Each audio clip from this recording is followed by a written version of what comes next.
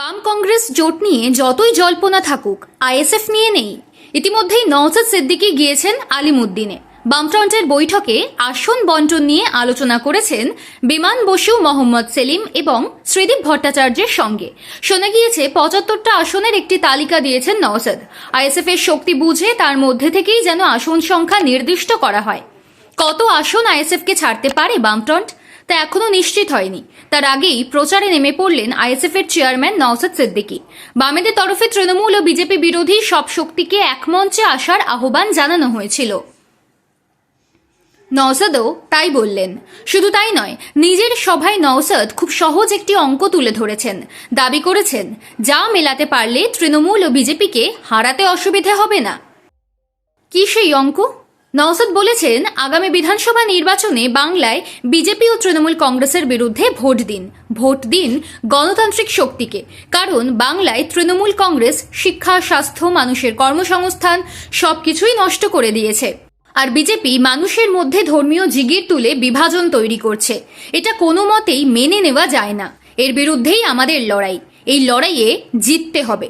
বিষ্ণুপুরের জনসভায় আইএসএফ নেতা ও বিধানসভার সদস্য নওশাদ সিদ্দিকী বলেছেন, আগামী নির্বাচনে বাম ও কংগ্রেসকে আমরা জানিয়েছি একসঙ্গে জোট করে লড়াই করার জন্য। একসঙ্গে জোট হলেই তৃণমূল বিজেপিকে হারানো যাবে। এটা এমন কঠিন কিছু বিষয় নয়, সবই কেড়ে নেওয়া হচ্ছে। এটা কতদিন মানবেন মানুষ? এ রাজ্যে এসসি এসটি সার্টিফিকেট অন্যদেরকে দিয়ে তাদের চাকরি পাইয়ে দেওয়া হচ্ছে। সংখ্যালঘু ও বিসি এবি ক্যাটাগরি নিয়েও চলছে দ্বিচারিতা। ২০২১ সালের বিধানসভা নির্বাচনের ঠিক আগে রাজনৈতিকভাবে আত্মপ্রকাশ হয়েছিল আইএসএফ এর।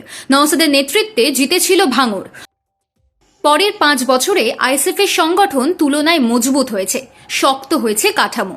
মানুষও ভরসা রেখেছেন অনেক বেশি।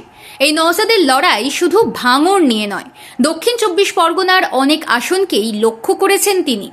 শুধু তাই নয়, অন্যান্য জেলাতেও আগের তুলনায় সংগঠন গুছিয়ে নামতে চলেছে নির্বাচনে।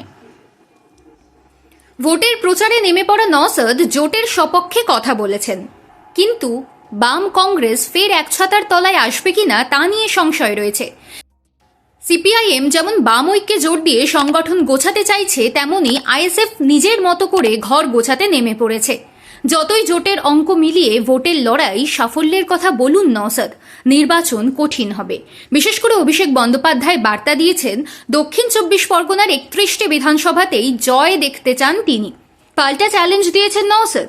কিন্তু এই পরিস্থিতিতে কংগ্রেস না থাকলেও নতুন করে জেগে ওঠা বামেরা যে নওশাদকে বাড়তি অক্সিজেন দিতে পারে তাতে সন্দেহ নেই।